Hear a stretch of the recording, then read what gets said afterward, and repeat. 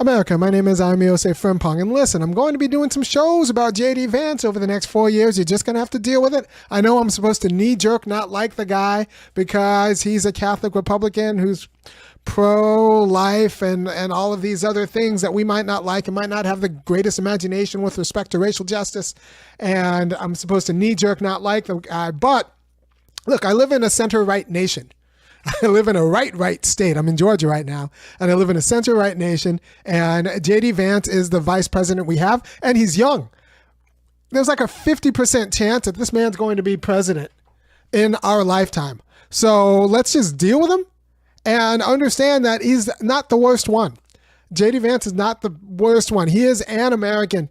And insofar, he's not even the problem. He's not the biggest problem with America. I'd rather take a J.D. Vance, a curious, kind of thoughtful Republican, even if he's an ideologue, and especially because he's an ideologue, at least with ideologues, like, you can deal with them in terms of ideas, right? Than a mercenary Democrat, because mercenary Democrats don't even care about ideas. They don't care, right? They're already more cynical than even a guy like Vance is.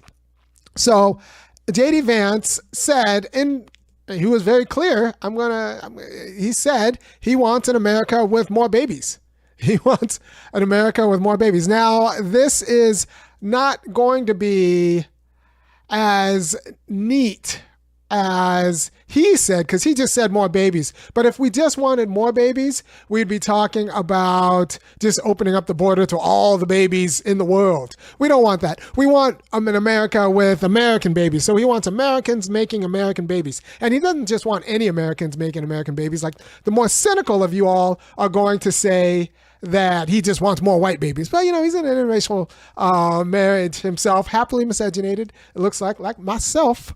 So it's not just that he wants more white babies. He wants more American babies.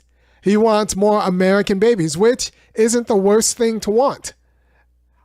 Arguably, it is a responsible thing to want. And if you don't want more American babies, that's not particularly great either. I want more American babies too. And I want the American babies to actually be able to uphold America, because American babies aren't like everybody else's babies. American babies have to grow into self-governing citizens, right? They have to be able to design civil society and participate as functional members, and they have to be able to govern with me as colleagues in this democracy.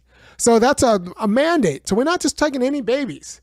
We want babies that are raised in a certain way. So let's be honest about that. And they can't be raised in a certain way by anybody. These institutions don't work, right? Insofar as they won't raise your kids for you. So we want certain families. We want to incentivize Americans to have certain kinds of families that produce the quality of American babies that then rejuvenate. Actually, if you look at the root of the word, as in juvenile, it means make young and, vivify this nation, make lively this nation.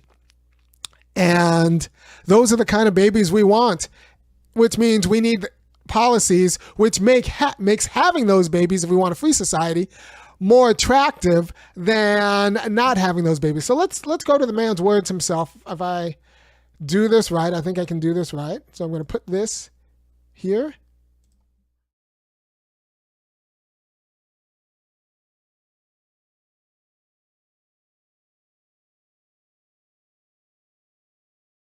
So let me say very simply, I want more babies in the United States of America.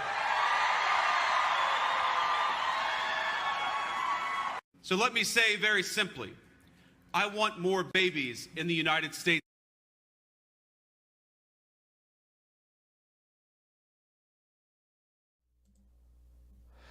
So he said what he said. He said it pretty simply. He wants more babies in the United States of America.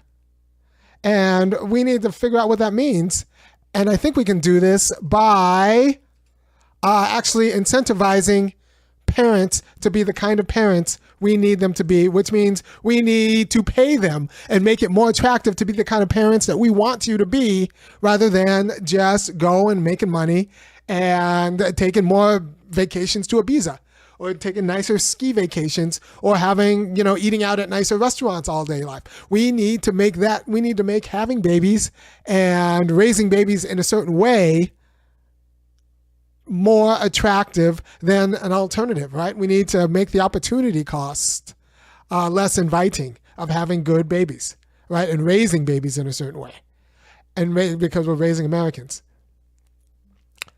So we have to understand that what's it going to take to make people want to have families. It can't just be a matter of paying them because, one, Republicans don't give money for nothing, right? And they don't want the wrong kind of babies, right? So we need to somehow tie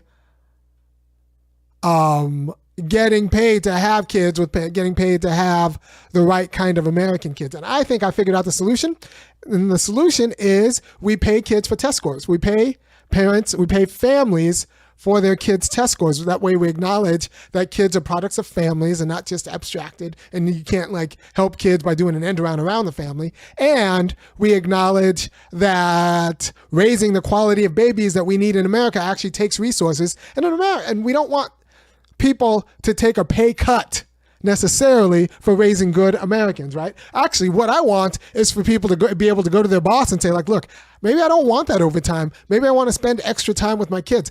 You know, I don't need that overtime because spending extra time with my kids actually makes up the difference. That's the kind of calculus I want Americans to have. But that you don't get that by just paying people for having kids.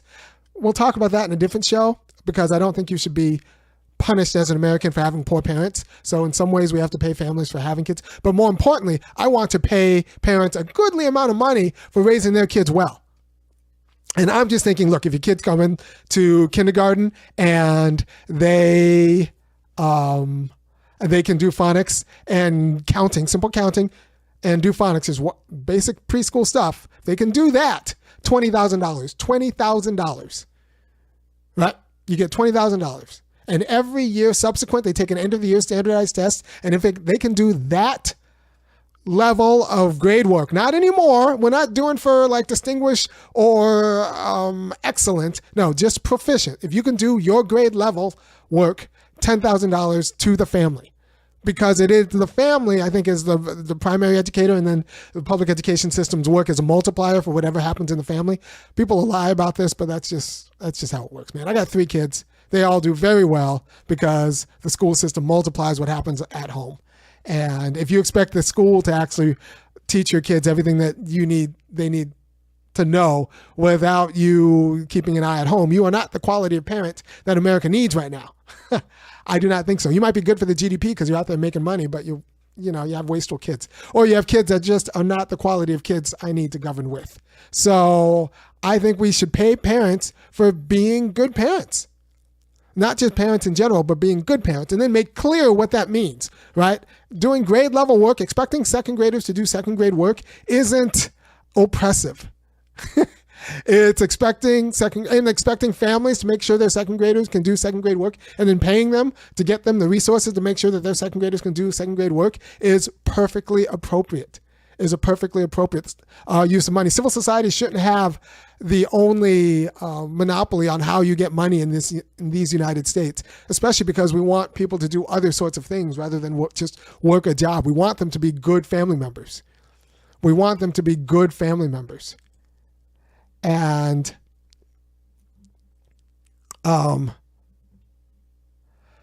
so what I want is for the United States to pay people to be good family members. And I think this could be a bipartisan issue. The funny thing is, when I talk about it, it's the right-wing people who actually are okay with this idea. The right-wing people are actually excited about this idea because I'll pay homeschoolers. I don't care. As long as your kid at the end of the year can do that grade level work, you get a check. And I think that is perfectly appropriate. That is perfectly appropriate because everything costs money. A lot of things cost money in these United States. And if you can only make money by working outside of the home, then we're paying people to be bad parents. And that's not appropriate. I want to pay people to be good parents. And so that is, I want to give people a reason to say no to the second shift and a reason to actually to raise their kids in a way that I think is appropriate to the compulsory education we already have in the United States. All right, so I want people to be able to read, and I want people to be able to do numeracy, and I want people to be able to be colleagues with me in this democratic project. And I think that that's and I think that they should be paid for spending their energy working with their kids rather than spending their energy taking another shift at KFC or whatever. I think government should also incentivize two-parent households more. And if a kid performs well and has single-parent home, $20,000, then two-parent home, they should get $40,000. I'm open. I think we need to incentivize two-parent homes also. And I think we definitely need to disincentivize all of this, the normalization of split custody and, having a parent that is, for no reason, just out of your life. I think we need to think of like that you don't have access to. Right. So I think I'm open to it.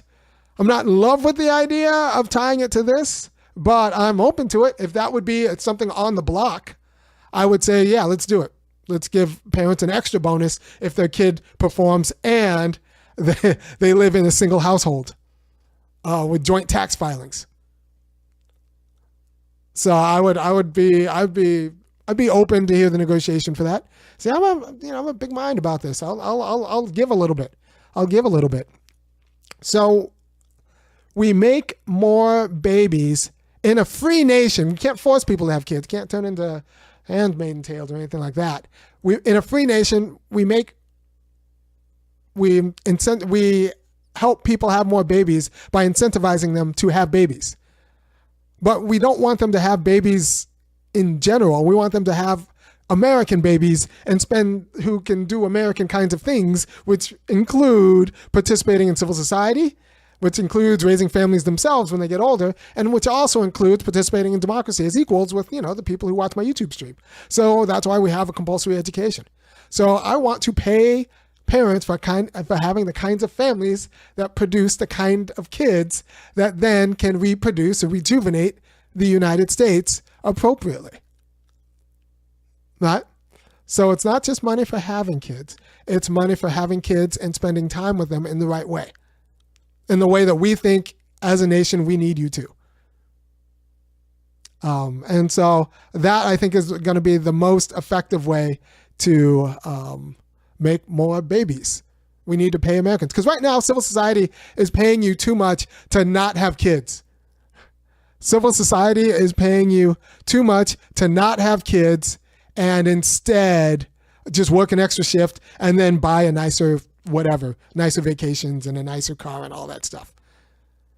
Right? You get incentivized because everything costs in America because we live in a capitalist society where the market controls all of the things we kind of want. And so everything costs and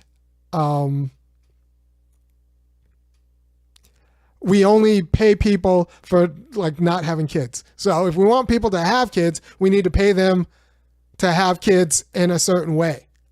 Right? So I'm open to hear incentives for keeping families together. And yeah, I'm open to hear incentives for keeping families together. I think right now we have a cultural problem and we have a money problem. So people don't have the culture to stay together because it actually takes being able to listen to other people and make compromises in the household. And people don't think that they should have to listen to other people and make compromises in the household. And actually, you have to actually be able to give up power and share power in ways that people don't want to have to share power and give up power. And so, that's the state of the United States family. So we need a cultural rejuvenation insofar as we need to be more mature about what sharing power in a democracy looks like, both at the political level, at the level of civil society with respect to, we could be more pro-union. That's about sharing power, getting our capitalist overlords to share power, and what it's like to share power at all levels, which include the family. We need to be people who are better at sharing power at the family level. So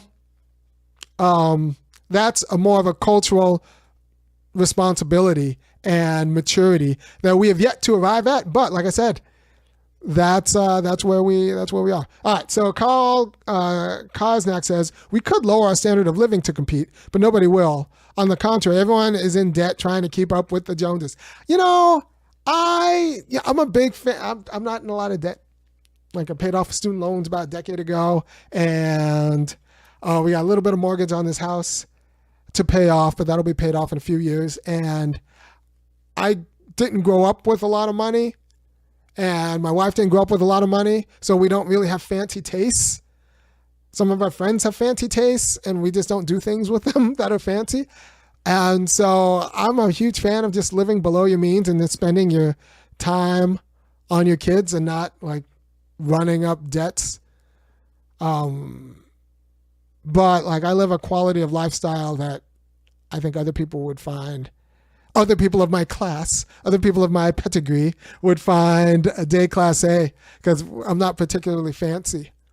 We don't have a lot of new things. And I don't believe in debt. I just don't understand why would you do that to yourself. Like, I don't understand why you would do that to yourself if you don't have to. I also, can't live in California. I live in Georgia, which is a lot cheaper. And I just make kind of good decisions about what's important. Right? We don't send our kids to fancy private schools. We don't so I just don't think, okay, so Kevin M says, I don't have fancy taste for myself, but if I had kids, I'd feel like I'd need to buy a house in a nice area. No, you don't. You don't. You don't need to buy a house. Is the area going to raise your kid? No, you are. You need to buy a house that doesn't stress you out so you can spend time raising your kid. The house needs to be big enough so that you can you can pandemic in it in a pinch, but you don't need a nice area. You need a convenient area so you don't spend all your time in a car. I am a mile away from a little bit less than a mile away from a Kroger and Aldi or Publix. My kid's junior high school, and I'm right next to my kid's high school. I can get all of those things. I can get to all of those things in under a mile. My kid's elementary school is 2 miles away, and sometimes that feels a little bit too far. 2 miles. And that is better than living in some cul-de-sac in a fancy suburb in a nice area that, I just don't spend, I have to drive everywhere to see my kids, and my quality of life would take a hit, right? So you don't need a nice area. You need an area that functions for what you need. And I'm less than a mile away from the pool, the YMWCO where we all swim at. So but I did that by not going to the fancy suburb that all the, the white flight people will tell you that is a nice area and, is a nice school, right? So I do what I do because I understand what's important and what's not in raising kids. Right? So, spend the money on better books as opposed to moving to a nice area and going to a nice school. Especially the public schools in the United States. If you go to a public school in a decent area, everything's going to work. For the most part, everything works. I'm in a college town, so the students come in, pay a lot of sales taxes, and all the public schools have good physical plants, right? They're stigmatized because they're half black, but I like black people, so that's not that big of a deal. But they have good physical plants. Everything kind of works in them, and you could deal with that. You could work with that. Even if the kids aren't as, it's a mix of some grad student kids and public schools. I live in Minneapolis, and I hear they're more or less failing. Right. So I lived in Minneapolis, I live in Athens, Georgia. I'm reading Kevin M's comment right now. Kevin M says, are there public schools that aren't good enough? I live in Minneapolis, and I hear that they are more or less failing. What does that mean that the school is failing? Every school in Minneapolis has some kids who are doing real well. And I bet you in Minneapolis, there are going to be some schools that are failing, but you got this Eritrean kid or some kid from Somalia who somehow makes it to not just the University of Minnesota, which is right there downtown Minneapolis practically. But, they'll make it to Harvard or Yale or something like that. So you could do well. You could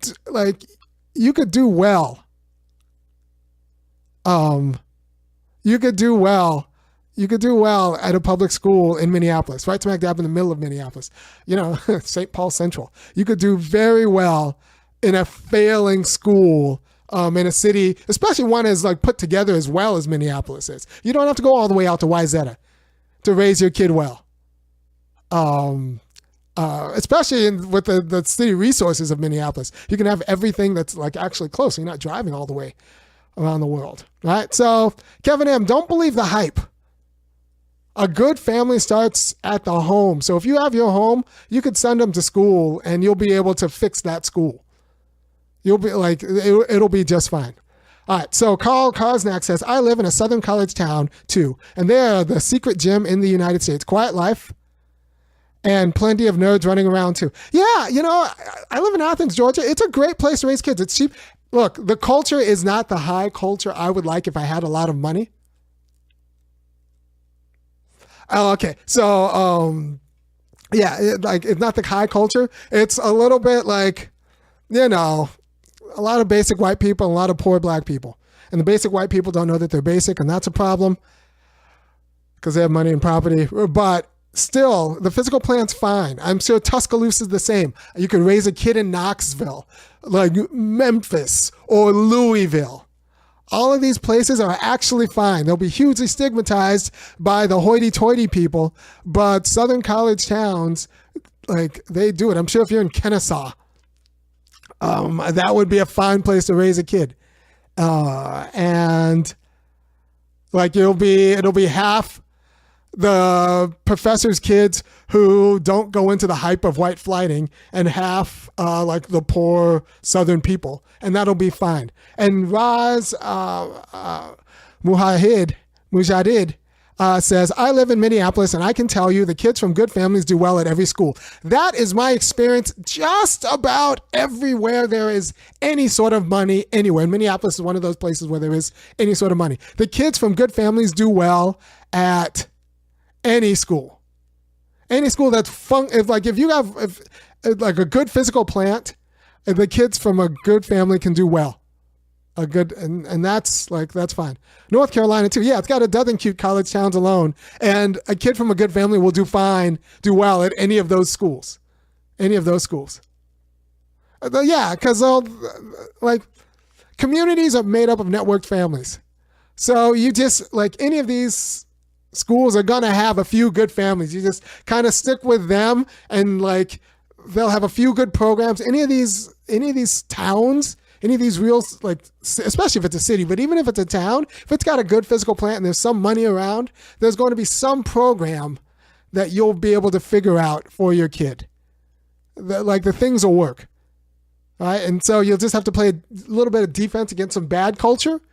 But for the most part, good families will survive in just about any school. And strong doesn't have to be traditional. I run non-traditional. I have a non-traditional family, right? I even have a non-traditional relationship with my school. So I send my kids late to school twice a week because I have 3 kids and I don't get enough one-on-one time with them. And I think one-on-one times, I do better with one-on-one time. So I keep one kid home Tuesday and Thursday and one kid home Monday and Wednesday just so I can do some extra work with them. And then I pick another one up early, so I have one-on-one time. So my kids rack up the tardies at school. But once I asked, and they said if you get them there before 10:30, it's just a tardy. And then I just rack up tardies. And the school doesn't mind because my kids score so well on all the tests, so that it just makes everyone in the school look good. So you just work out with what you need to work out with the school. Now, I'm also going to interview to coach my junior high school kid, my 12-year-old, she's in 6th grade now, their soccer team, right? So if I have 3 kids going through the same school, that pretty much I'll have a junior high school there for a decade, and I get to coach the soccer team, and I'll be a good coach there, and I'll be able to work with the high school, which is also 2 blocks away, and it will be able to have a strong pipeline of good kids, and I'll be able to keep my eye on my kids while I coach their soccer team. And that's what you want me to do. You want me to do that as a community member. You want me to do that just as a general person. And you just need, and that's what I can do at my local public school, because, I'm not going to get, I don't have to deal with too many snobs as if I went to a hoity-toity school. If I went to a private school and I said, I think I should coach a girls soccer team, they're going to look at me, a black man wanting to coach girls soccer. And it's going to be, I'm going to have an issue. I'm going to have to deal with all these kind of snobby parents. Now, when I coach my kids' junior high school soccer team, they're going to be grateful to have me. Parents are going to be grateful because I'm actually going to give them skills, give them hard skills. So, yeah, there are perks to actually being an active parent in a school that's not known to be great, because you don't have to deal with honestly, you don't have to deal with white women who think that they know more than they know. My older life is starting to learn how many both liberal and conservatives, but especially liberal, basic white women don't know how dangerous it is to be basic. And they're not particularly good at these kinds of things. So, what I'm saying is, don't worry about going to a good area. Go to the convenient area and give yourself time to just work with your kids, right? For SM1 says, if you have a highly educated parent educating the children, you can put a kid anywhere. But for the poorly educated parent, that is where getting into a better school and a nicer may have a benefit. That may be true and it may not be true. I just think you get different kids. You get different issues if you send poor kids, especially poor black kids, to schools with rich white kids. The education might be better, but there'll be different issues. There'll be different issues.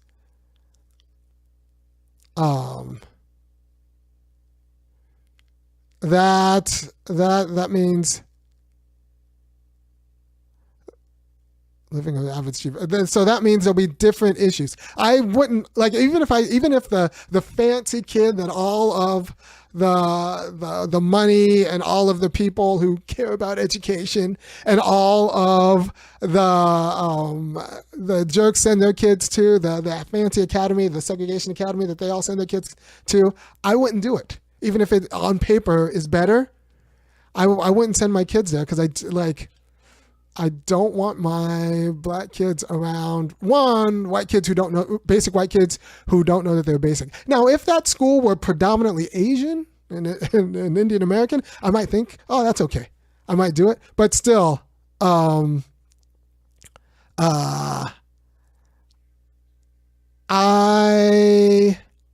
still wouldn't do it. I still wouldn't do it, because I think there are different kinds of insecurities that you have to deal with sending a kid to a school with a bunch of fancy white people, unless they're brilliant. If they're brilliant, it'll be fine. But I'm worried about the fancy white people who aren't brilliant. Then I don't know, being parasites on my kids in not healthy ways. So I would rather, I'd rather send a kid where maybe the kid's parents aren't as educated, but I can work on that quality of, I can give my kids the knowledge they need. They just won't pick up any cultural habits. They won't be snobs in the same way. They won't be materialistic in the same way. And I can work with poor kids. And I can tell poor kids what to do. I don't even want to know if I want to coach at a I don't even know if I want to coach at a fancy segregation academy, because then I'd have to deal with rich kids, and bossing around rich kids is kind of hard. And then their parents will get entitled in the same way, and I'm a black guy, and so let me do my thing at a public school, and let my kids do their things at a public school, and I can teach them the academic knowledge that they won't learn at the school necessarily at home, and I won't have to deal with some cultural baggage that and cultural entitlements and snobbishness. that I would have to deal with if they went to a fancy school. All right, so Empty says, what's the best way for a kid to learn about basic parasitic incompetence and to be wary? That is a good question. So I didn't inoculate my oldest soon enough. So she made some friends with some basic white girls who don't know that they're basic.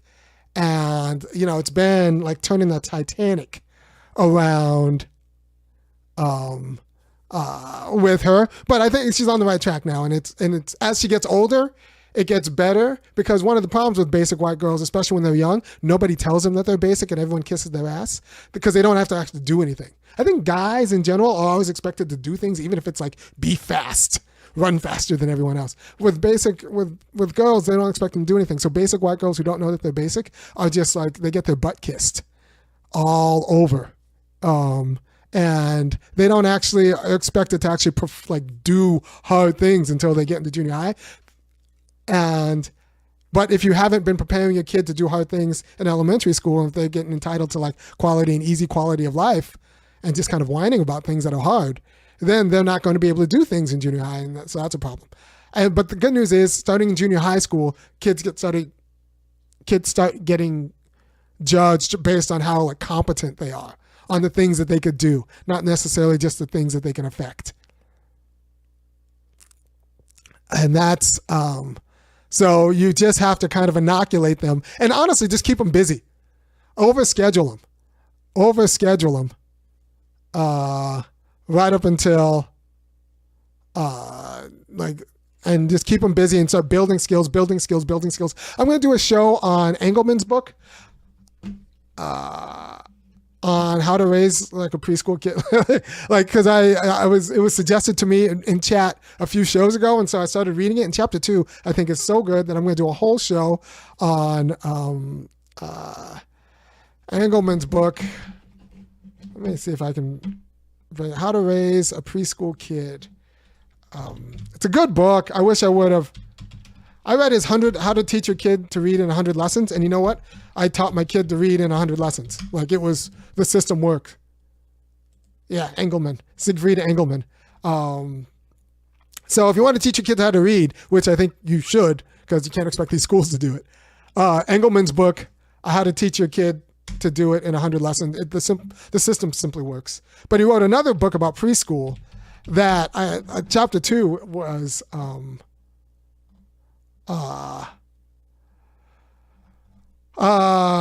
superior mind. Give your child a superior mind, a program for the preschool child. It's really, really good. I'm going to do a show on it. It's very good.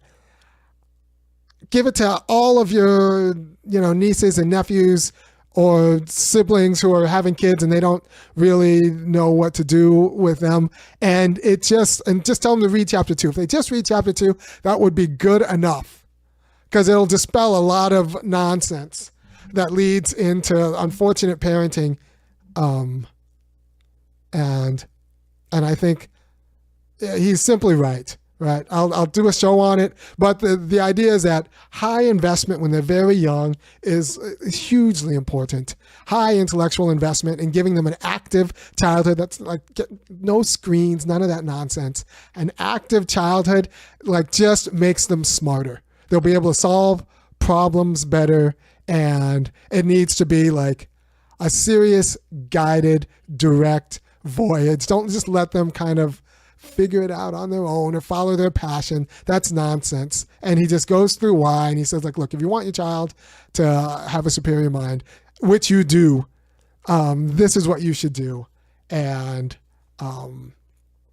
he gives the reason why. And it's funny. He was like, we were so close. We almost got this as a nation. And then as a culture, we almost got it from top to bottom. And then what happened? Darwin. Darwin screwed us. We had just about figured it out and beaten back the people who said lazy parenting is better parenting. And then Darwin screwed us, and it just made it and then in the late 1800s, it just made it too convenient to say that it's all genetic. And then the lazy parents got all of the arguments that they needed to be lazy parents, and it's been screwing up a generation ever since. So that's the second chapter of his preschool book. But look, I can tell you my kids score very well, the 99th percentile on all the standardized tests. And it's because I put an incredible amount of time into their reading and math. And they can solve problems because I put an incredible amount of time in their reading and math. And it's just worth it. And I could do that with any kid. My kids are not like genetically special. They have weak eyes. So, but they're still 99th percentile. They'll do very well. They're doing very well. Right. So,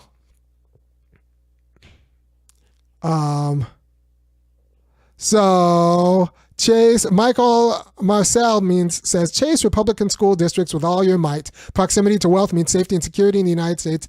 Douglas County in Colorado has no cannabis retail stores. See, I do not believe that. I do not. I think there's not a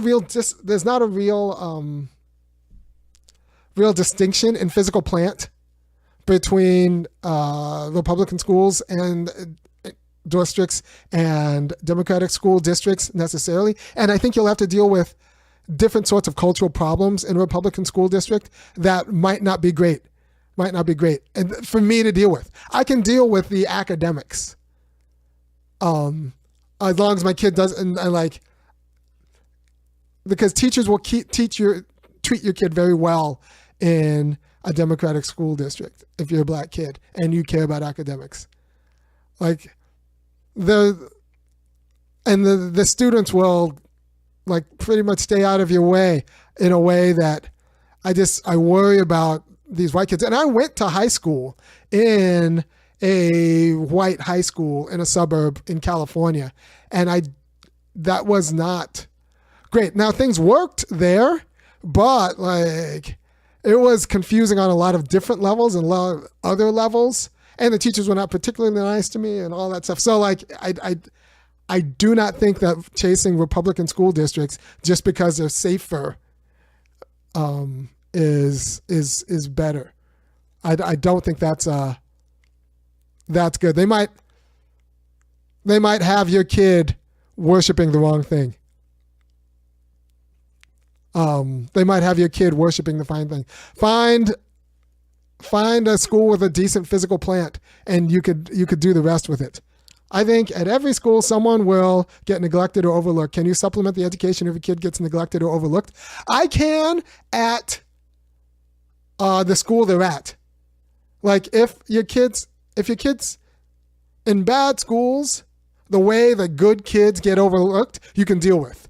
At good schools, the way that good kids get overlooked, especially if they're not if they're not white or whatever, you can't deal with because that's going to be a problem. That's going to be a problem because then they'll get different kinds of issues about how they're doing everything right, yet still everyone still treats them badly. So that's it. So what I found out also is that a lot of white kids who went to suburban schools, they don't really know how good urban schools are. And that the fact that, black people are nice to white people in black schools. You're going to get some outliers, but for the most part, if you're a cool white person at a black school, the black people are cool with you. It's just not the same thing. And it doesn't go the other way. It doesn't go the other way for reasons, right? So, I'm hope you appreciate what I'm doing. I'm saying that if we want babies, we need to actually support policies that create families that make the quality of babies that J.D. Vance wants, because we don't want every baby. Or we just open up the borders for babies and everyone will be FedExing their babies, leaving them on the doorstep and then running away. We don't want that. We want American families to raise American babies very well. And for that to happen, we need to incentivize American families to want to raise babies as opposed to do other things that make more money that lead to a pretty nice life. That's not raising a baby. Yeah. DJ Monotonous says that Vance is still a baby. Yeah, he's not even 40 yet, but he's also the vice president of the United States. And he's an idea guy. The chances of him being a president in our lifetimes are 60%. So we got to just deal with Vance. So Vance went to Yale. He's an insider. Yes, yes, yes. But, you read the book, and he just came from a degenerate family. But they're white degenerates. So there's some degenerates with money and some degenerates who are without a job, and then there are feckless degenerates, and the degenerates up and down. White people are allowed all varieties of degenerates. You can be a business owner degenerate. And so he sees the problems with degenerate families, lovable degenerate families. And then it's funny because in his book, he compares it with his wife's family who are not degenerates. He's like, wow, I didn't know that you could have non-degenerate families. These people don't yell at each other in untoward ways. They help each other with their homeworks. So it's funny. So he actually understands family. And I know I'm a left guy, so I'm supposed to hate J.D. Vance for reasons, but I have a hard time hating him in America because there are other people I hate more than J.D. Vance. So Carl Kosnak says he's a shoo-in. It's his to lose. I actually think so too. We're a center-right nation. In 4 years, I think it's his election to lose. I think it's his election to lose because the Democrats don't understand the problem.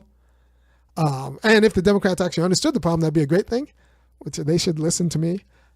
But I think it's his election to lose. Kevin M. says, is it realistic to raise kids the way you suggest with two parents working full-time, working old school, in-person jobs? I feel like AI may kill many of these cushy work-from-home gigs. Well, yeah, I think if you got a gushy work-from-home gig, you should hold on to it no matter what. And is it realistic to raise kids the way you suggest with two parents working full-time? Not if they actually want to.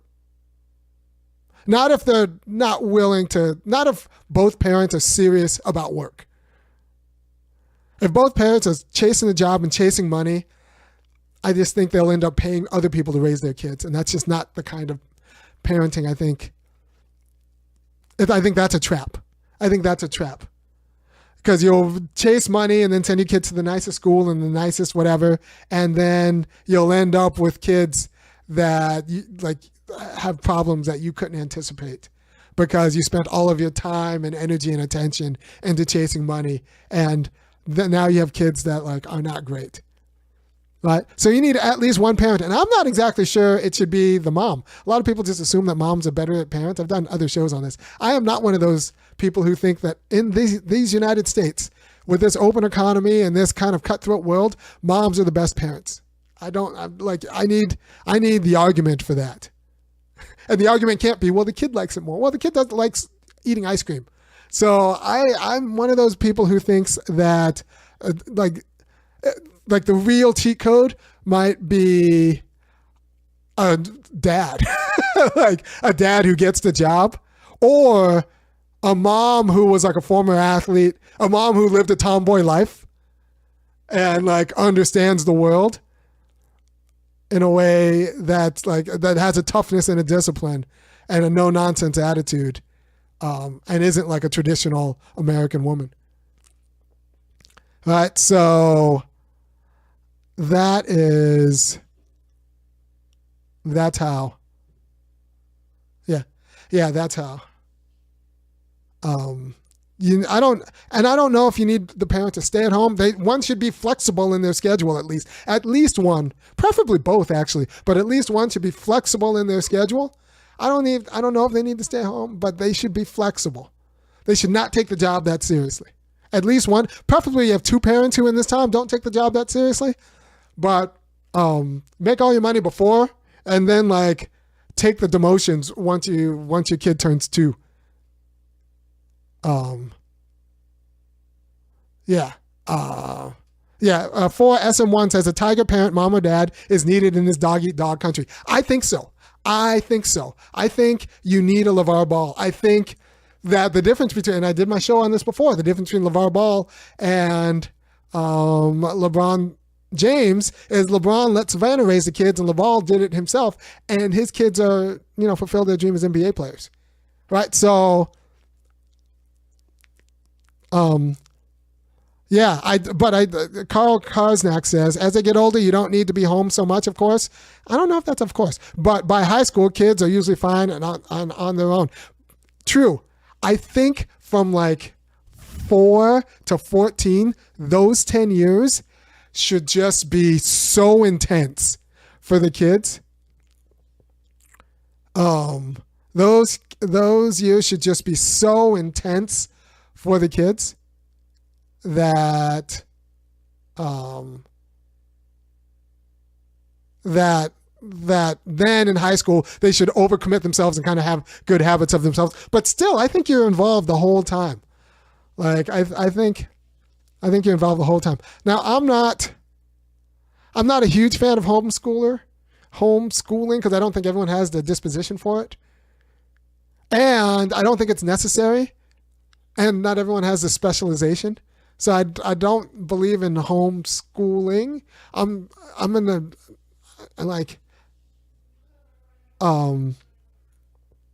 an intense public school parent. And I grew up a latchkey kid, and that was just ridiculous because I was just abandoned to having television raise me. It was atrocious. I grew up a latchkey kid in Los Angeles, taking RTD, a few buses home, and every day, and that was just an atrocious way to grow up in those years. And then I moved to Orange County in high school, and just being raised by television because my mom kind of believed the fiction that if she took the extra shift, she didn't have to actually work home. She didn't have to, work with me. If she made money, she didn't have to actually work with the kids. Now, my sister was raised a lot by my dad before they got divorced. And so he was serious. He was a dad like I'm a dad. So it's a little bit of a different upbringing. But the latchkey kid thing was just being abandoned to the market. That's degenerate parenting by people who just didn't know better, right? So, all right. So Michael Ordway says, I originally thought that if housing prices went down a lot, Americans would have more kids. However, I'm in Japan and housing prices have gone down here a lot, but birth weight have plummeted. Yeah, the problem isn't necessarily the price. It's that we pay people to not have kids, and we pay people who have to not spend meaningful time with their kids.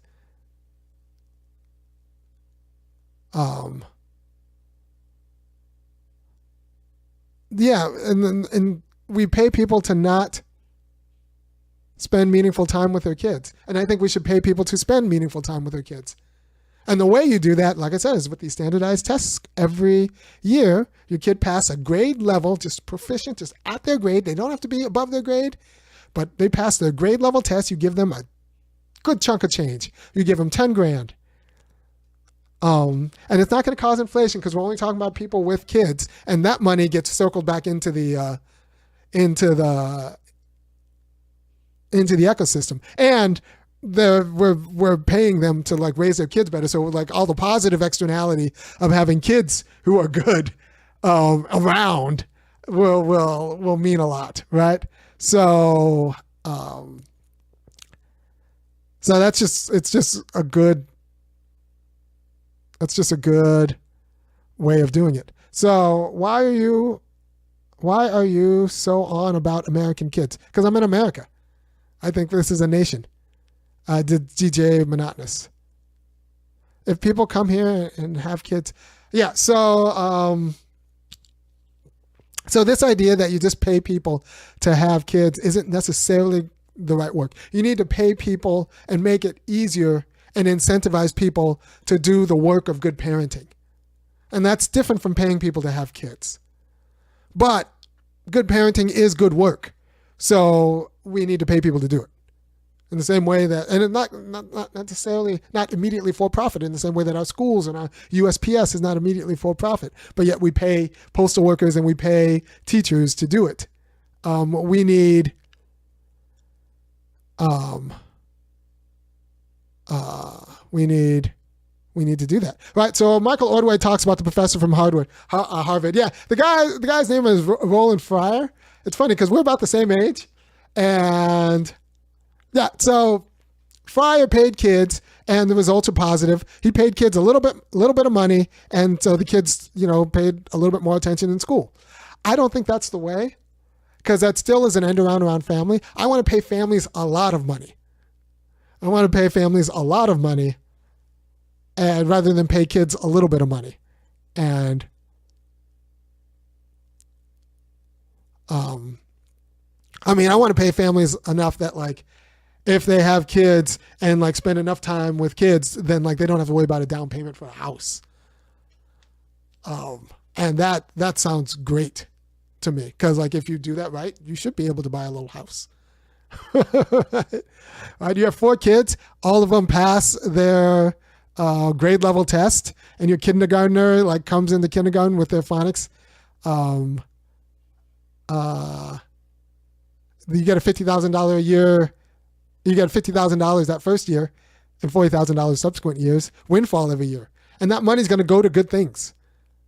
With a family of 4, that money's going to go to good things, and so that's what I want to do. I want to pay.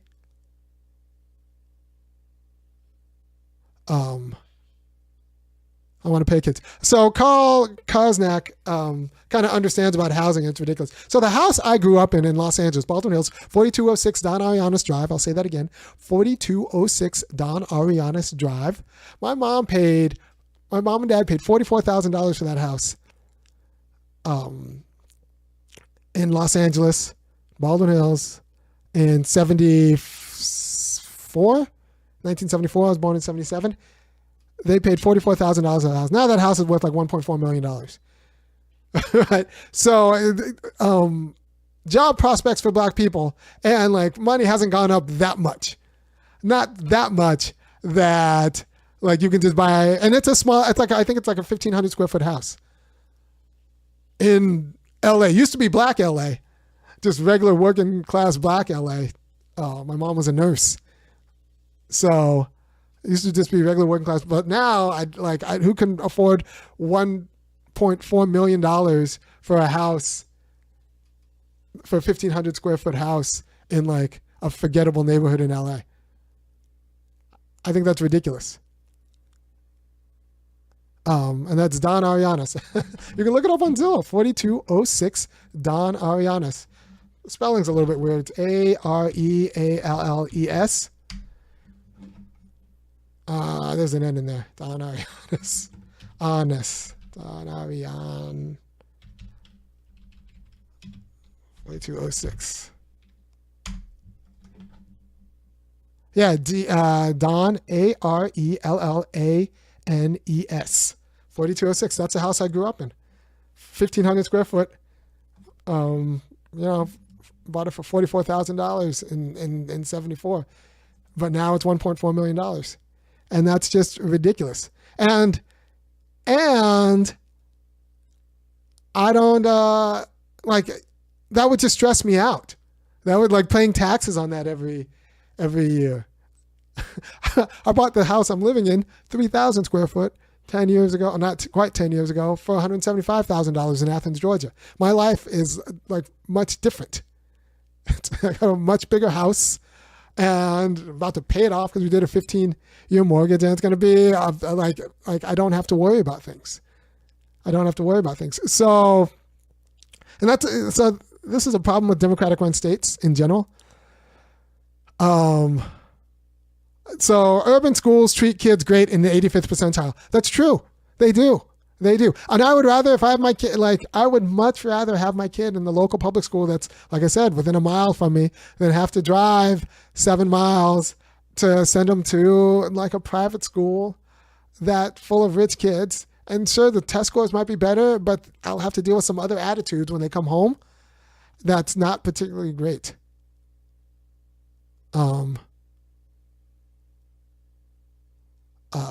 That's not particularly great. And so And then going in the suburbs where everything's far away, I don't want that either because I don't want to spend my life in a car. Because one, you gotta have some nice cars, and I don't want that. And I don't want my time to be commuting to the store, I want time with my kid. Both my sons hated going to a red school in the suburbs. Yeah, it's not worth it. Just send them to a city school and be an attentive parent. Like in the 85 percentile, they are great. They're great parents at every decent city school. Not even decent. Every bad city school is still going to have great parents. The great parents might be immigrants at a bad city school, but they're going to be great parents at every city school. And the administration is going to be grateful for your kids. And so you just have to keep, if you want to be a great parent, just send them to a city school, and be a great parent with them, because it'll be easier and like you'll have time and everyone will be grateful.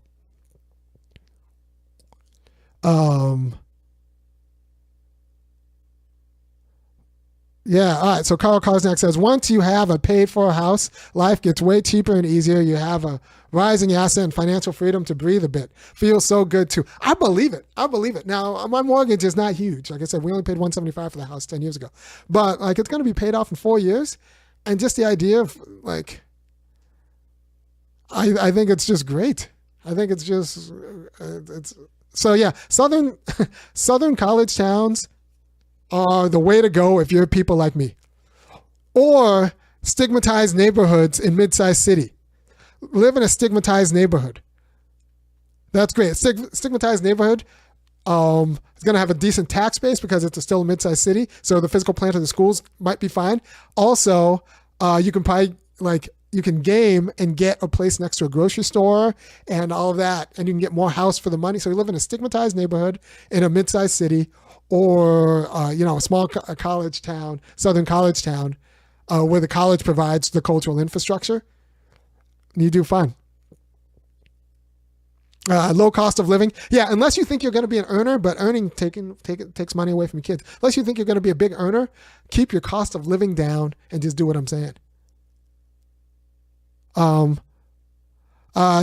says, I had great immigrant parents, but attended a bad public elementary school. Yeah, but if you have great immigrant parents, you can attend a bad public elementary school and it'll just be fine. What about people in large metro cities? Where should they go? Again, just try to keep your costs low and take advantage of the city's infrastructure. Try to keep your day-to-day costs low, live in a stigmatized neighborhood, do whatever. You have a good family. Don't worry about the neighborhood. And you can pick location and take advantage of the city's infrastructure. All the rec leagues, and all the recreational stuff that the city indulges in, and buys. And take advantage of that infrastructure. Two places I would move. I would move to DC, even though I don't have a ton of money, just because I like DC and I think I could make a difference. I would also like to move to New Orleans. Send my kids to public school in New Orleans. Yeah, it would be fine because New Orleans has a great cultural infrastructure, and even if the public schools would be stigmatized or whatever, they'd be fine for my kids. And I like New Orleans because of the culture, right? My son was relatively short and nerdy. Being around a lot of white kids was rough for him. Yeah, so as a short, nerdy guy, and look at me. Come on now. I am the same age as Jaleel White, so there are people who look less like Urkel than I do. I'm just a regular sized guy. I was a regular sized guy at like a suburban Southern California school. So I did not, my high school experience was not what it could have been. And my mom thought, well, I'm a nurse, so I can afford to move my kid to a nice school in the suburbs, and then I don't have to parent him because he's in a nice school in the suburbs. But that's not how you win. I wasn't until college till I actually met kids who were actually parented, and I was like, oh, that's why they know how to do things. Whereas I did not. Right. So, what do you think about weed and booze as a parent? No, get that stuff out. No, it should not be It should not be in your house. It should not be normalized. Like my wife and I got into it when she started drinking coffee. Because I don't want my kids to have the idea that if you have a mood problem, you do that through like chemicals. You fix that through chemicals. So, yeah, Seth Jenkins says, what do you think about weed and booze? No, as a parent, get that stuff out of your house. Like, you don't want that normalized around your kid. You don't want that to be considered recreational. You want books to be considered recreational. Now, mind you, I'm one of these guys who says, like, what the fuck are you doing giving your kids screens? Like, your kid does not need screens until they're, like, old. Even if all their friends have them, it's fine. They'll learn from osmosis everywhere else. They do not need screens themselves. They do not need cell phones themselves. What about safety? That's a con. That is a big con. They'll be perfectly safe, especially if you overschedule them. They'll always have something else to go to. And, they could borrow some of their friends' phones and call you. They don't need one themselves. They don't need it. The con is you thinking that they do. Because there's nothing they get from there that's healthy. There's nothing so they don't need screens. Like I took 3 public buses in LA, mind you, to get home from school. Like from 3rd grade to 6th grade. It was ridiculous. And no phone. And yet, I'll find. And then DJ Monotonous says, everyone will just think that they are losers for not having a phone. No, only the losers will think your kids are losers for not having a phone. They'll think your kids have like strict parents, but for the most part, all my kids can like actually do things. Like they're the fastest kid. They're the smartest kid. They're the best musician kid. Like they can do all of the things. So they don't have to have phones to be cool. They can just do all of the things that all the kids want to do. They can just do them because culturally at home, I teach them how to do it.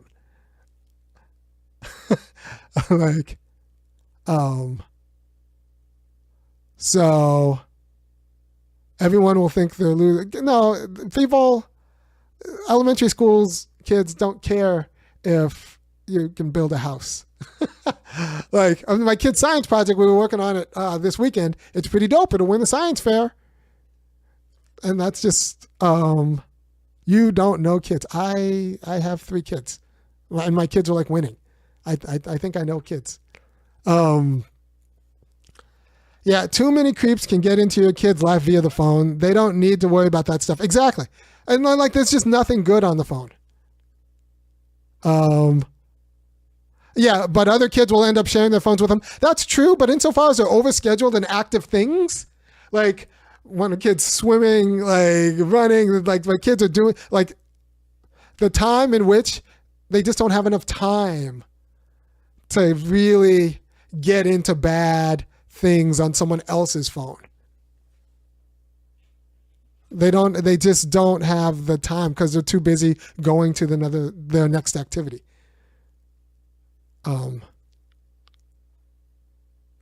They're too busy going to the next activity. Why do you think your kids are so great? Dude, this is DJ Monotonous says why do I think my kids are so great? Well, all right, so they scored on the 99th percentile on their iReady math, and both my 2 youngers both scored 99th percentile on the iReady math and reading. And my 8-year-old just set the state record in cross country. He's probably going to set the state record in the 800 this track season for 8 and under. He's 7 years old. And my other one is the state champion at the 10 under. And then and then my 12-year-old, who I got to a little bit late when I figured all this out, she still came in 3rd in state. DJ Monotonous says, who cares? Pretty much everyone they beat cares. everyone they beat wanted to be them. And they beat them. And so that's who all cares.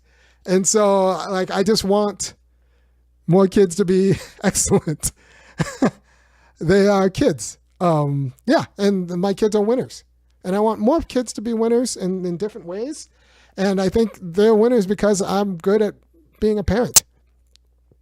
Like I don't like if LeVar Ball says like, all right, so this is how I turn my kids into 3 NBA players. You would probably listen to him because he was a mediocre basketball player who turned his kids into 3 NBA players. Well, 2.5. Jello's a little bit dicey. So yeah. So that's it. So Carl Kosnak says, yes, drug use is down across the board. Kids have seen opioids too and hate them as they should. Yes. Kids have seen like you should stigmatize drugs in your household. Get them out. It's not benign. Your kids ain't a thing to anyone but you. Like I said, like they win things. So like all the people they beat, and then all the parents of the kids that they beat, they all come to me. Like I don't know. My kids live a much more secure and respected adolescence and young life than I did, because I really couldn't do anything.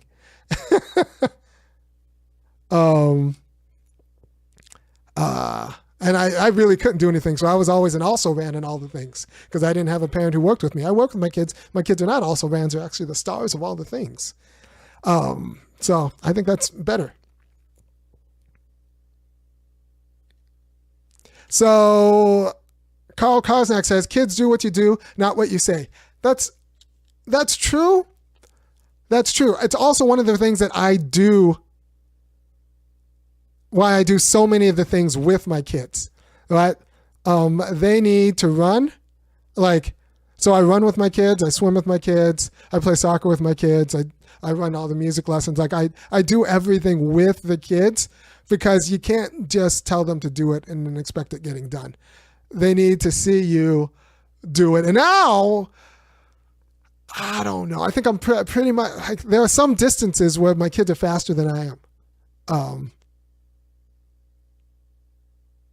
There are some kids where there's some distance, like it's only going to be 2 years, 2 more years before like they're going to be better. And that's beautiful. I'm still going to go with them. And that's fine. But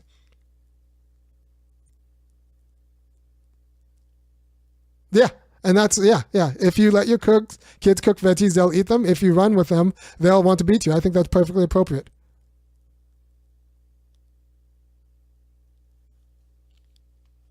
If I didn't know what you look like, this is DJ Monotonous. This is funny because this is trolls with I'm sorry, DJ Monotonous, you probably lived a degenerate childhood and, you got a lot of bad ideas about being what like good parents are, but like that's unfortunate. But if I didn't know what you look like, I think you're a white Christian soccer mom. No, they're not as serious as I am.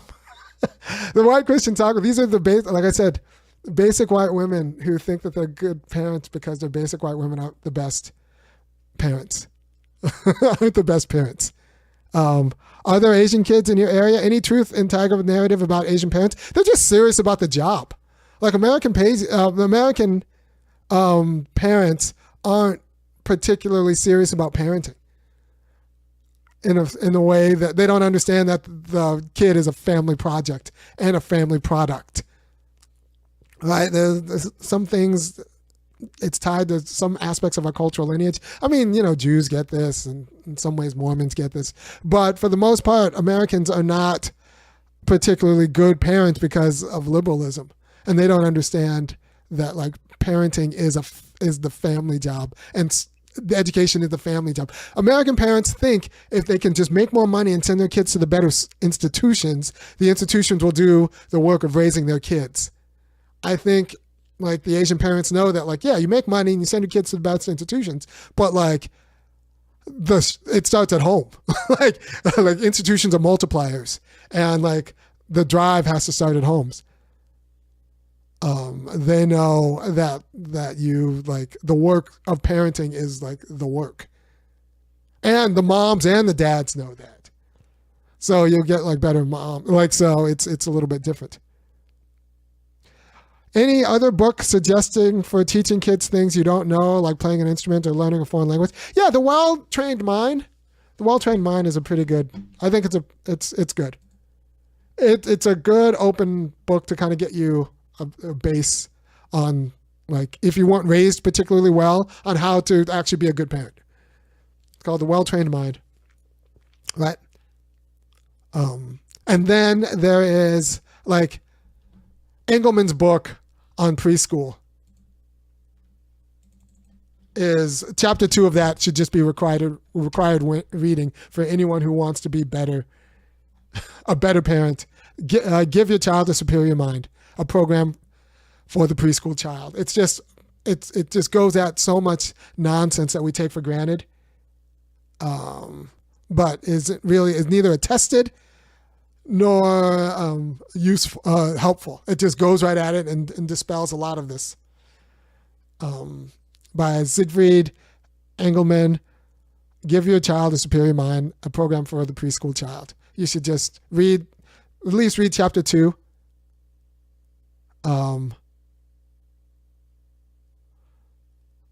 Just read chapter 2 and it'll just get you that, like, you need to just have intense and active engagement with your child for those years, and then you'll do fine. Do you get along with parents in your community? Well, my kids beat all of their kids. So they're a little bit terrified of me. They want to know what I do, but they're also terrified of what I do to my kids. So because my kids beat all their kids in all of the things. Like, it's not like my kids are not well-rounded. They're better at the sports than the kids, and they're also better at the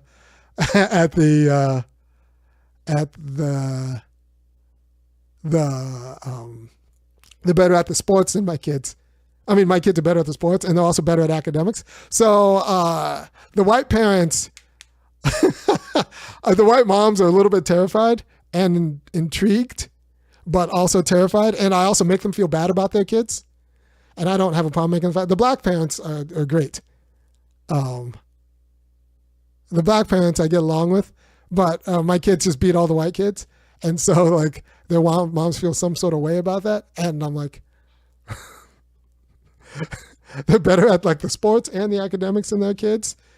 And because I'm a better parent than they are in ways that they, like, have a hard time, I appreciate, like, they have a hard time, like, grappling with.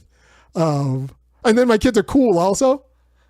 So I mean, a lot of, like, I stopped letting my kids play with the white kids. I still let my kids play with the black kids, but the white kids always have more parties because there's just more money floating around, so there are more birthday parties. I stopped letting my kids, like, just kind of socialize like with those white kids, unless it's at, like, a thing, unless it's at, like, a sporting event where they're running.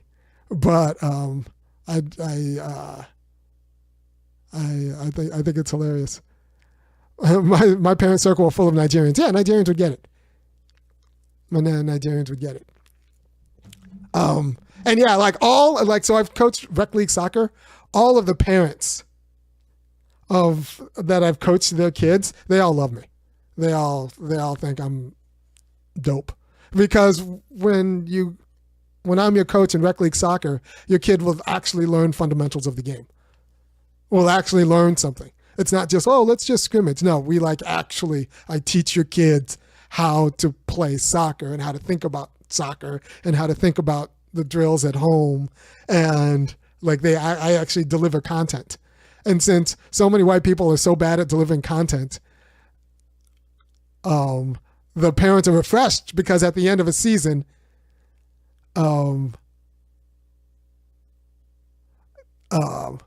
their kids actually get better at the thing.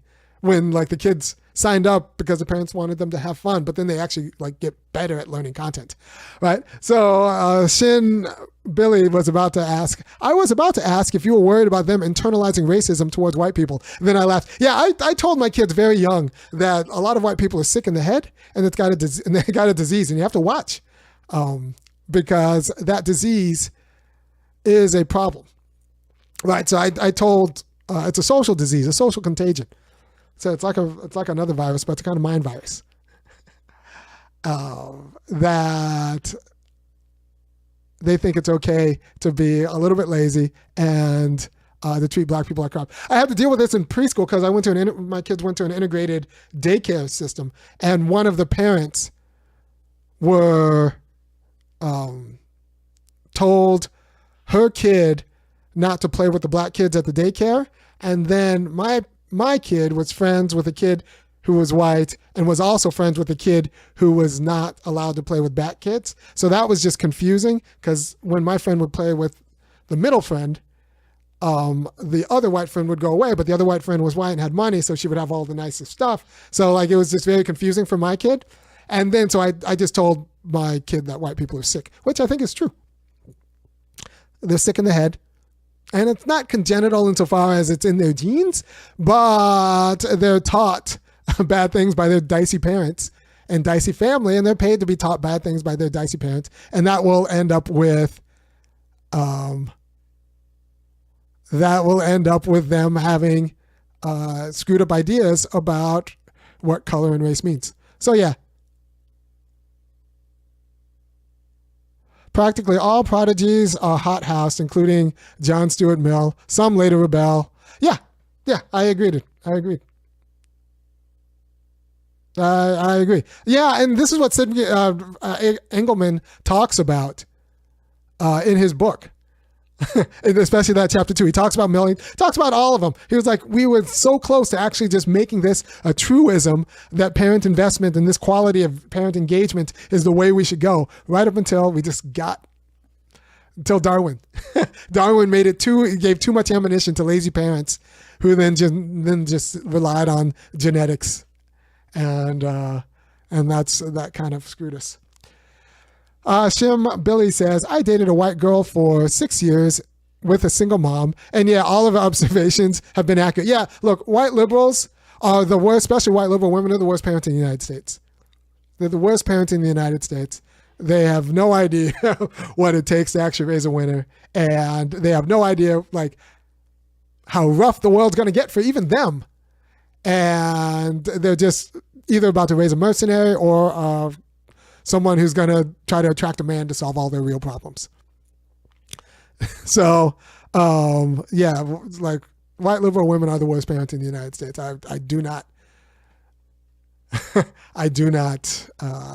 abide by their parenting. My kids beat their kids at all the things.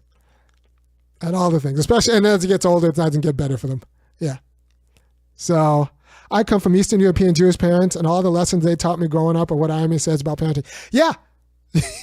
Yeah. Because, Orthodox Jews get it. In a lot of ways, they get it. They don't get all the things all the time, and there's a little bit of an inner clannishness, but, Orthodox Jews get it. And we have to be honest about there's a reason why so many Supreme Court justices are Orthodox Jews and Catholics. Irony, you say that, Janice Dolores says, Irony, you say that all the time, but what is it specifically about being liberal and about being a white woman that makes them bad? Okay, so being liberal makes them bad because you don't understand the role of discipline and boundaries and about saying no to kids. It's not about what they want. It's not about their passion. These things are cultivated. Kids are radically underdeveloped. You need to cultivate and mold them towards being functional and appropriate for a pretty rough society. Right? Liberals don't get that. They'll just say, like, well, just follow what their passion is and you let them drive. No, you need to be a parent and take responsibility for driving. You need to be a parent and take responsibility for driving. All right. So that is why being liberal makes you a bad parent. You don't actually take family seriously.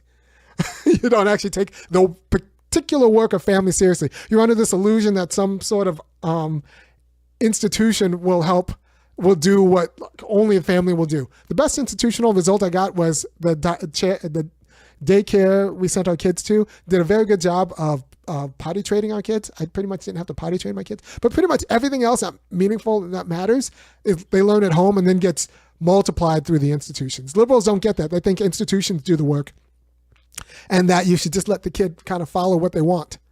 But that then ends up with a very confused kid who has a problem with taking proper instruction. So that's what's wrong with liberal parenting. They actually can't teach kids how to do hard things. Oh, and they don't, but it's very easy because when their kids end up being raised by YouTube or raised and like screw up, they can always blame the institutions of that they let doing their parenting for them. So like liberals are incompetent parents because they don't actually understand the discipline that needs to be instilled and work through with the kids. And so they get themselves out of it. All right. So what is it about white women? What do I think about free range parenting? Lazy. Unschooling. Lazy.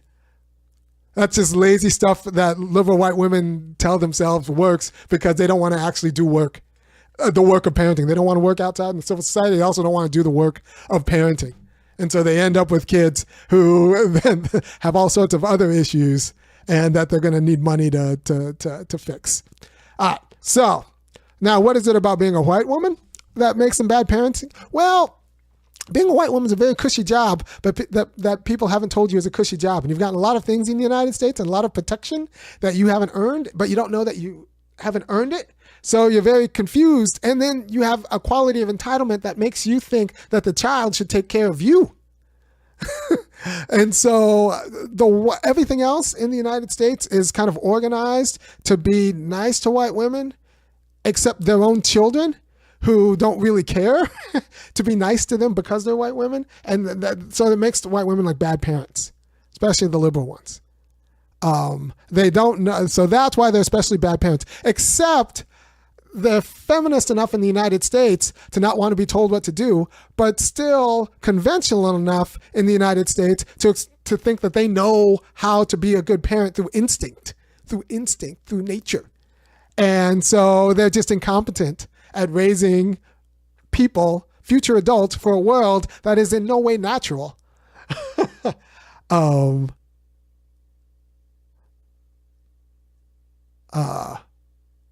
Yeah, that is in no way natural, right?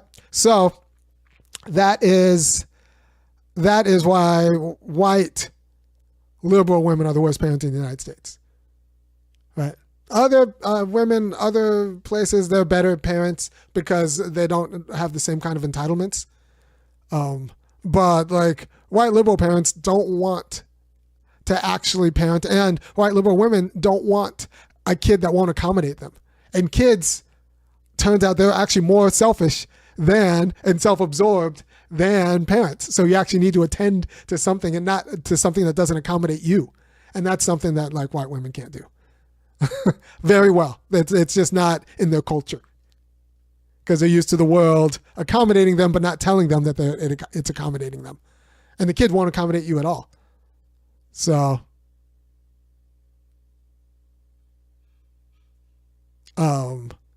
so you need, at least with like guys, they're used to the world not accommodating them. So if they have a disposition for it, they'll be able to take it.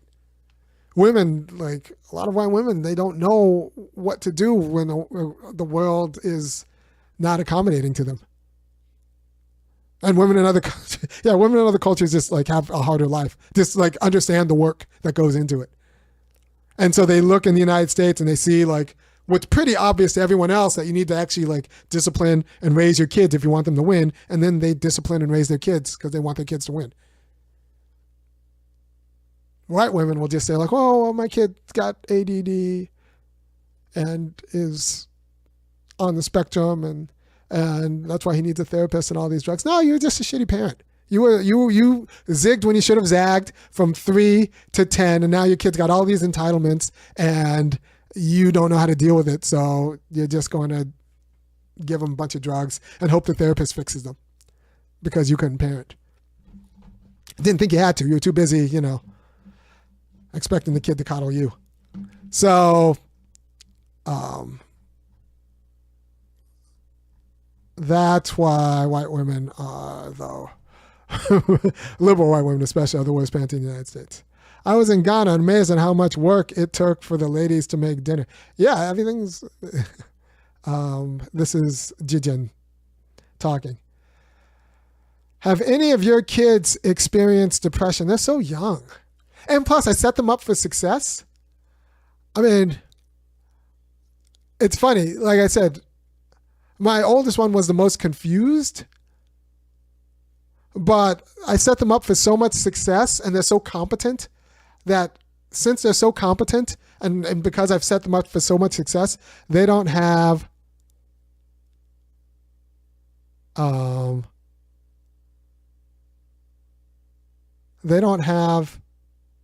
they just win all the time. They know how to do everything. And competence breeds confidence, at least so far in my kid. All right, so what else? Bro, you talking to 80 people from a dusty basement den. I don't know. Yeah, it kind of is what it is. Yeah, I'm talking to 85 people in my bonus room. But I'll be honest, my family's dope. And by the way, if you appreciate me talking, go ahead and go to www.funkyacademic.com and kick in $5, $15, or $50 a month. And I'll keep talking. And you're going to need this in this time of woe and want as you screw up your kids. And I'm going to keep you from screwing up your kids. And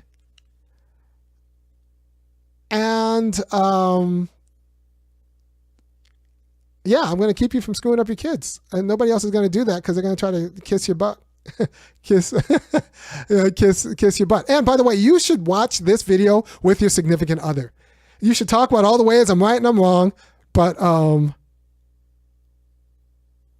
can talk about all the ways I'm right and I'm wrong. And if your significant other can't get through a video like this because they get too into their feelings, they're not going to be able to make the moves in order to raise the kid the way in which your kid ought to be raised. I'm just saying. Do you have any challenges as a parent? Provide triggers for evaluation. Or are you the epitome of perfection? No, I have lots of challenges. Every day my kids are challenging me. I'm living in a hostile culture. I'm just telling you a roadmap that's better. Like, yeah, every day is a struggle, but it's like a joyous struggle. There's a lot of love and a lot of hugging, a lot of kissing going on in this family. And yeah, I wish my kid would have done like better on the spelling bee. I wish my oldest were a little bit more serious about some aspects of her academic journey. But I could see where I zigged where I should have zagged when she was younger. Right? What would you say? This is TJ with an AK. What would you say is your biggest flaw or deficiency in parenting? Yeah, I zigged when I should have zagged when they were younger. Or especially when my oldest was younger, I didn't take the danger of like so many basic white women. And like the nonsense comes in through gender. So I wasn't keen to how many basic white women were just like giving my kid the habits of basic white women. And like teaching them that that's what it is to be a woman. And so I had to just cut them. Once I cut them out, everything became a little bit clearer and I saw what was going on. So that's, at that point is like turning them on the Titanic. So I had to homeschool her for a semester just to like in fourth grade, just to like, right that ship. And that was like right after the pandemic. So that's been my biggest challenge. But for the most part, as I get older and they get more judged on what they do rather than just kind of being, cute. Like my life gets easier because they can do so many things because I train them, and my life gets easier because now the training doesn't look so arbitrary. It's tied to like, winning trophies and stuff like that. So, yeah. So, that's my biggest thing was I took my eye off the ball a little bit, about the kids when they were young. All right. So, when should kids get smartphones? They shouldn't. I really think I'm going to get my kids through high school without getting one. I think I can get my kids through high school without getting them. They'll just be so overly scheduled that they'll just go from thing to thing to thing to studying for the SAT to sleep. And I think I can just kind of keep them that way. And I think I can get them. I don't see the benefit that it'll add to their life, especially since everything is so local where I'm at right now. Or if I move, if I get a job somewhere, I'll keep everything so local. I don't think, I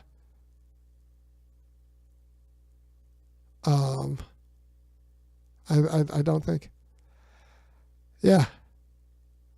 A smartwatch is enough, right? I don't even know if they need a I just don't. I think they need a laptop, maybe, but probably desktops when they get older. But even that, I just feel like I just overschedule them, keep them so busy that they go from thing to practice to thing to practice to thing to practice.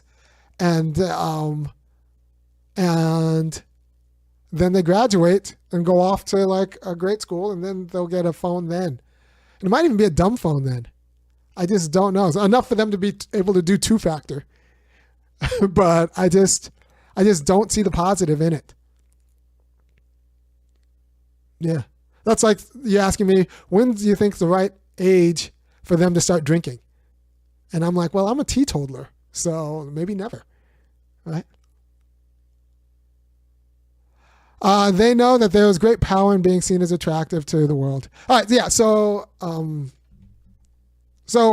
yeah, this is the problem with being taught by white women. They get far on their looks, but they don't want to admit that they get far on their looks, and then that works, and so they give kids mixed messages. My kids don't get any mixed messages. They are doers. They get praised for their performance. And the thing is, they run and are conscious about what they eat, and like so they're gonna be attractive people anyway. So they're just gonna be attractive functional people. I'm not really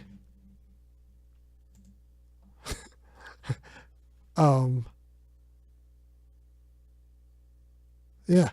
So that's a messed up life. TJ with an AK said that's a messed up life, the overscheduling bit. No, actually, I don't think it is. I think that's how you win. That's how you win.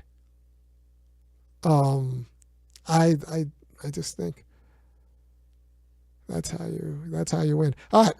Especially as you get older, time really does fly. You blink and school will be over. Yeah. I think that's the true. Now with the dad's like, yeah, the good news is I think my kids are just better than me at everything, including, they're also probably better looking, which is appropriate because I would like that. I also don't look as bad as like, if I shave and do everything, I'm actually not the worst looking guy. So there's also, that's kind of, a little bit dubious. They will go bald because I am, like I said, I got that Clyde Drexler pattern. Clyde / Kareem. I was thinking the Clyde. I got that glide pattern.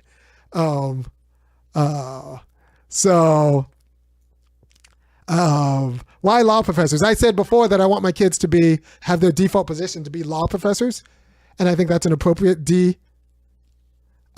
default because you can get a job anywhere in the United States, and it's a well-paying job, and it's also flexible. So you can also be good parents. That's one of the good things about being a professor. Why not more ambitious? Because I want that to be their default. If they want to do something more ambitious than being a law professor, that's fine. But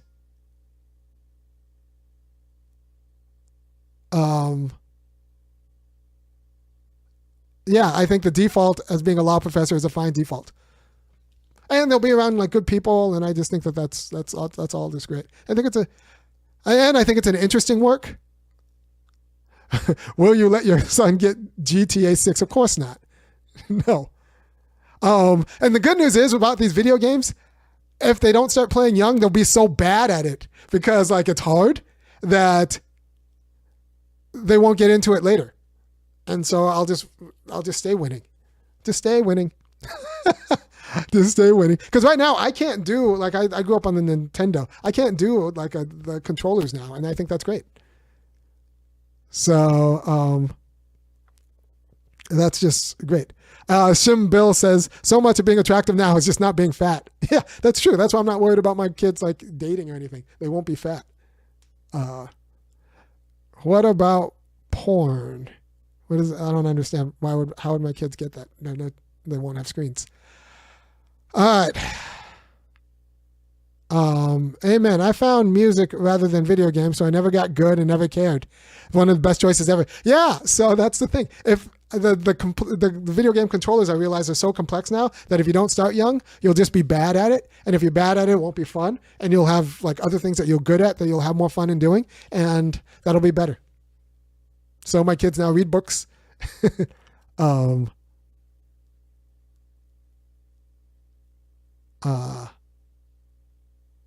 And that's I think that's more entertaining. DJ Monotonous, man, you have to understand, you sound like a big hater. Like, I'm just telling you how to win, man. I'm just telling you how to win. You're so committed to my kids not winning, but like, they win.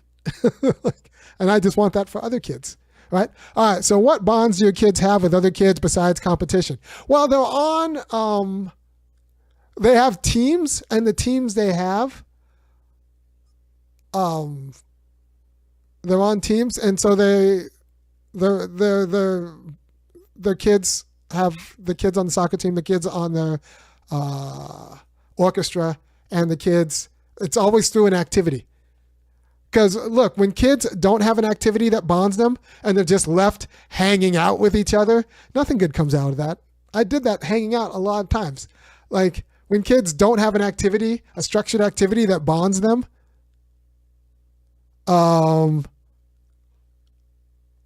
Like the very little good. Now they have some downtime, like between events at a track meet. Like that's when they hang out and goof around. Between events at a swim meet. Like between games at soccer practice. That's when they hang out, and that's fine because that's like semi-structured downtime. But just like hanging out with kids at their house, like they don't do that because they're too busy. Like they hang out at the break at an orchestra rehearsal for the youth orchestra, the area youth orchestra. So those are the kind of bonds they have around some sort of meaningful activity, and the downtime from that some sort of meaningful activity. TJ with an AK. That's just so alien to me because my upbringing was obviously not this highbrow, but that's interesting. Yeah, like my upbringing was trash, and my kids have like and their upbringing is so much better, and they are so much better at everything, and they have so much more confidence because they're so much better at everything. Whereas like I was kind of a faker. That my kids don't have to be hangers on because they're the show. They don't have to fake. They don't have to be imposters because they could actually do the thing. I train them how to do the thing, and then they go off and do the thing. How is that healthy at all? Jane Dolores says, I don't know. My kids, like, yeah, I don't homeschool. Like I said, they go off to school, and then they come back, and we go to work, and they're gregarious. They're social. And their confidence comes from actually being competent. They don't have to fake. Right? Devices are a major distraction. I agree. I played a lot of video games and became an animator because I was interested in art and my parents supported it. That's good. I'm not taking that gamble with my kids in terms of video games. I just see very little, like the downside. The juice might not be worth the squeeze. I'm not like, good for you. But I just see that's not I don't see that being good. In a world, I just feel like the classical education is going to be timeless. It's going to be like, my kids read a lot. They have books. They have me drilling them. They can play classical instruments very well. They could and participate in orchestra. Like they just have, it's really great. It's just really great. And my kids have a sensibility and a quality of imagination and mind that I don't know, I just didn't have when I was a kid, because that's great. One thing I do like about video games, and I did spend a lot of my time on Simple Nintendo back in the 90s, in the 80s, is that you get used to the iterated failures. And that's one thing I wish, the iterated failures and making adjustments, that's actually healthy. Like, beating a game and just like working for 18 hours or 25 hours at Dragon Quest or Contra or something like that. And just the iterated failures where you have to make adjustments. That is something that I guess my oldest, I would have liked more for my oldest, because she gives up a little bit too quick. And I don't know. But they could find the problem solving. I want them to be able to find the problem solving other places, but I'm not going to deny that is a virtue of some video games. Just like you have to learn through iterated failures and like making adjustments, because a whole lot of life, and I tell this every day, literally every day when we talk about music, a whole lot of life is just making adjustments and making mental modifications. And the person who can react the way to make the mental modification the fastest wins in like life. Like if you can make the mental modification the fastest, if you have reaction time and memory, and you can make the modification and hold the modification the best in your mind, like that's just how you win life. Yeah, see, there you go. So Carl Karsnak says you can learn 2 languages and 3 instruments for less time and money and be a way cooler person to know and hang out with. I think so too. That's what I'm betting on. That's what I'm betting on. And so, my kids don't have screens, but I did do their Latin work. They do 15 to 20 minutes of Latin with me every day. So, they can do that. And I think a lot of parents like video games because it's a babysitter. I was pretty much raised by Nintendo and TV, but that's not great.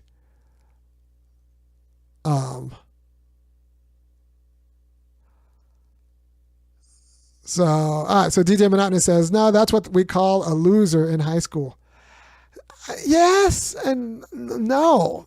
So I think we need to admit that some of the jocks in high school also were smart and went to good school. Like there's kind of a misnomer that you can't both be good at like extrovert things and good at introvert things. And I just think we're really seeing enough people who are probably pretty good at both. Like I said, yeah, Latin isn't a vibe, bro. I'm sorry. Yeah, it is and it isn't. It's pretty helpful in some of the circles that I ran in. Like, if you're going to Chicago, if you're going to Berkeley, it helps. So, to each their own. But I'm trying not to, date a girl who ends up on, raise a woman who ends up on pop the balloon. So, yeah, and so far, like I said, it's working. My kids are pretty popular. All right, Hibiscus T says, observe kids hanging out together when a local school gets out, and you'll see he's absolutely right. Unsupervised young folks don't get up to anything useful. I agree.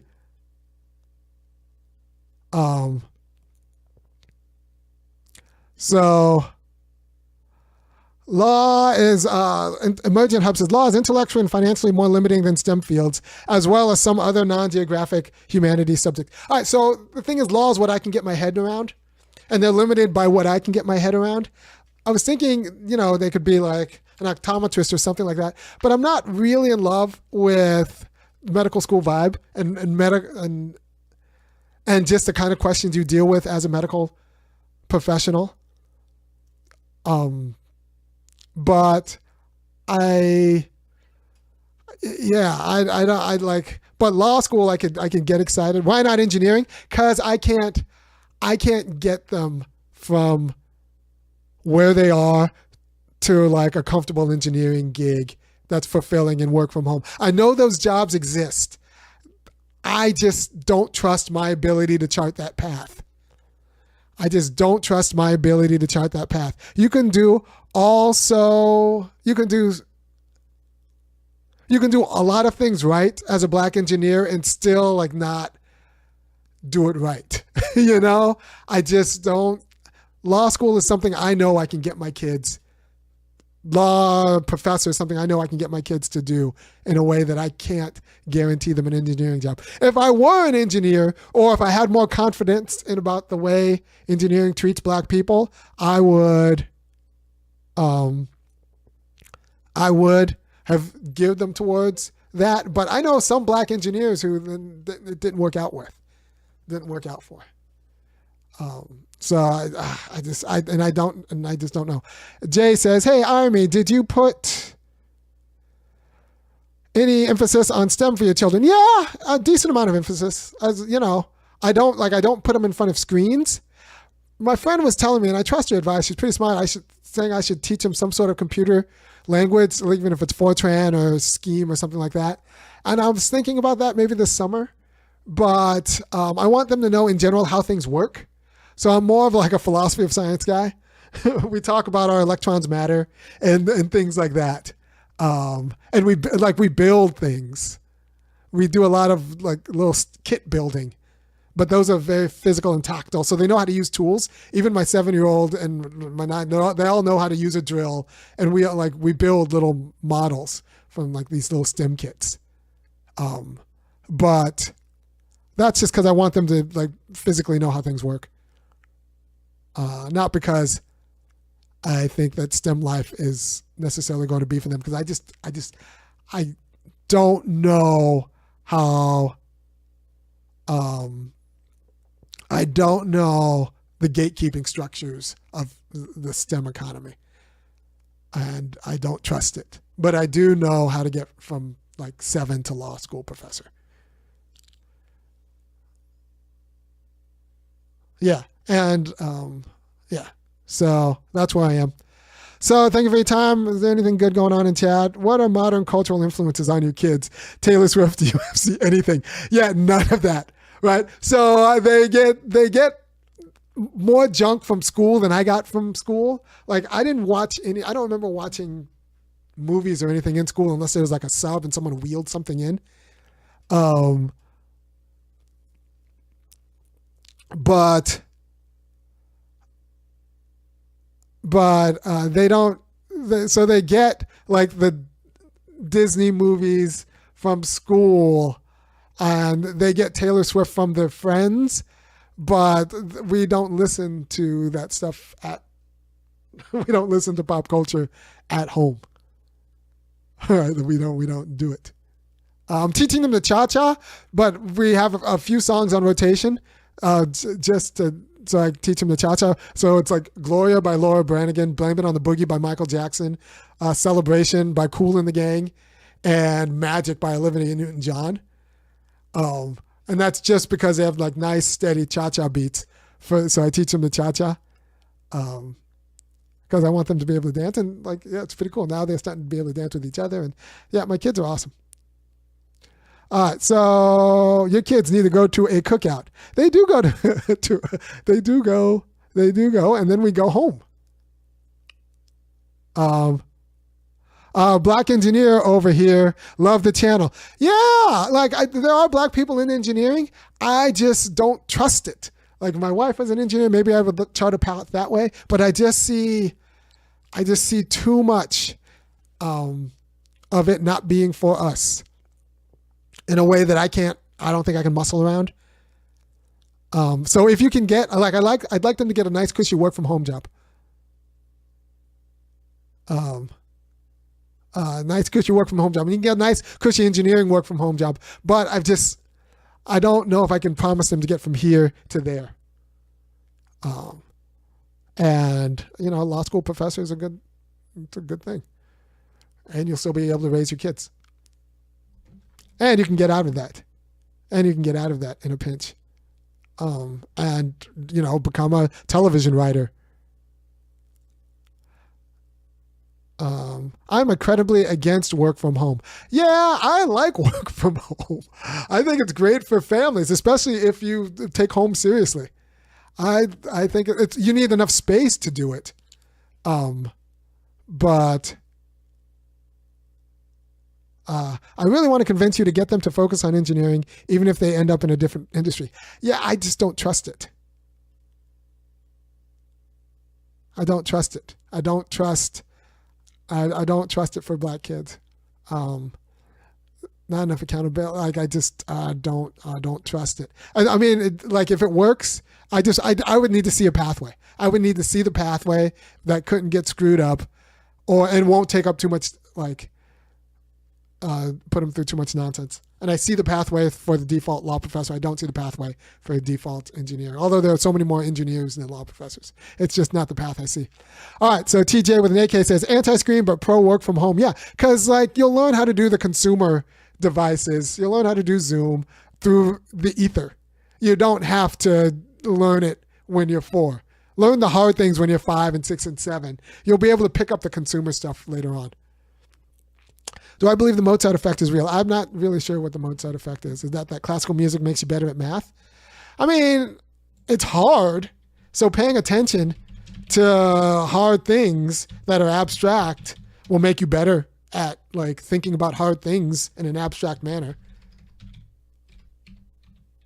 I'm looking up Mozart effect now. Listening to Mozart can prove... No, I do not think that listening to Mozart can improve cognitive performance for a short time. No, I think playing an instrument and working out through music like enforces cognitive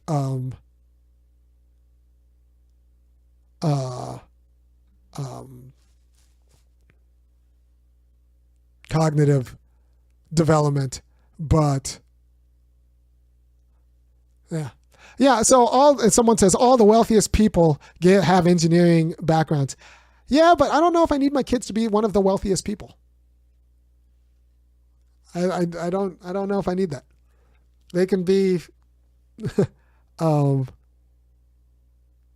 yeah. I don't know if. So Shibon Lee says, I'm not sure how much hope there is for computer science with how much AI will phase out a lot of these jobs. Yeah, I don't trust it. I don't trust it. I don't trust it in 10 years. And I don't trust that my kids will be good enough to make the cut if I can't train them in it. And I don't know if I can train them to be a great engineer in the same way. And like a lot of those jobs, the not great engineers end up being Ginobili. Oh, Ginobili. Shinobili. Yeah. So I don't know if I could trust them to be great enough, or they'll be the right kind of person to get the hookup job where your job is to like not piss off your boss. So if I were a different person, I would say, yeah, just go into engineering because there's a lot of money to be made like rather quickly if you're good at it. But I am not, like, I can't get them there. I'm a generation out. Maybe if my kids marry an engineer, like my grandkids, I don't know. So if that's all you have in chat, I'll cut off. I hope you get what you need. And I hope you go to www.funkyacademic.com and kick in $5, $15, or $50 a month. And I'm going to put this on the podcast, actually, before I go to bed, because this was long, and I think the people want to know in the podcast world what I'm thinking. So I'm going to upload the podcast and let you go if you don't have anything to say. Thank you all the time for playing, and I really do think you should, force your significant other to listen to this on the long ride home, on the commute, because it will hash out a lot of things that will help you not screw up your kids. And that's what I want overall. I just want you to not zig when you should have zagged with respect to your kids. All right, take care. Bye.